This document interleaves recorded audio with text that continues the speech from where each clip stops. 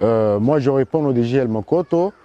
Je suis né à Lubumbashi. Je suis fils d'un instituteur, mais qui a vraiment excellé dans le monde de génie créateur.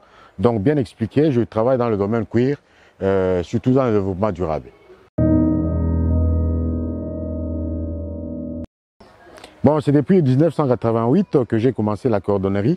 Vous savez que dans le temps, les gens prenaient la cordonnerie comme étant métier messal.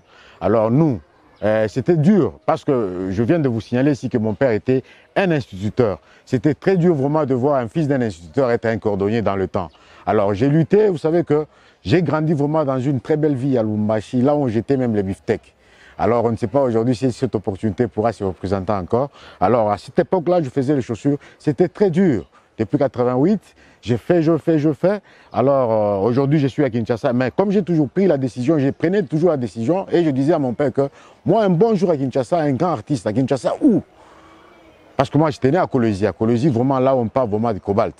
J'ai fui le cobalt, je suis venu ici faire le métier de messal. La raison pour laquelle je suis maintenant au top ici à Kinshasa, pour montrer de quoi on est capable de faire. Et surtout dans le métier noble qui est la cordonnerie, que tout le monde a besoin vraiment de ces chaussées.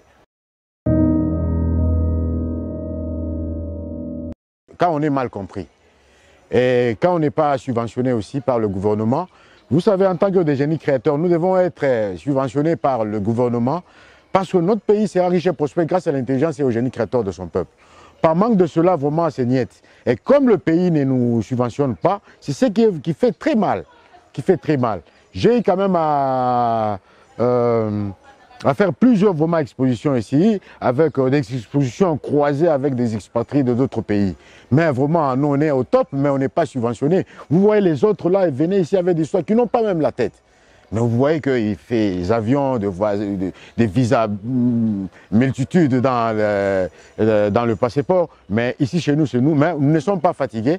Comme on a toujours dit, un gouvernement qui ne soutient pas tout investissement d'un artiste de son pays, c'est un gouvernement amorphe. Mais ce n'est pas le cas. Nous cherchons vraiment toujours à le réactiver, qu'il puisse vraiment prendre ça en considération. Je vois tel que j'ai toujours pensé vraiment de créer un grand centre d'apprentissage pour les jeunes désœuvreux, c'est pourtant par exemple. J'ai le document d'ici là, d'ailleurs je vais le lancer. Un grand centre d'apprentissage pour les jeunes désœuvreux. Apprendre le métier, la transformation vraiment sur tous les domaines. La cordonnerie, la savaterie, la maroquinerie, donc tout ce qui est basé sur le cuir, parce que c'est ça le domaine. Et je ne vous ai pas même signalé, je viens de terminer à l'Institut académique international du cuir de commerçant en tant qu'expert en cuir. Donc je cherche vraiment à mettre en pratique vraiment tout ce que je sais faire en tant que génie créateur vraiment de ce pays.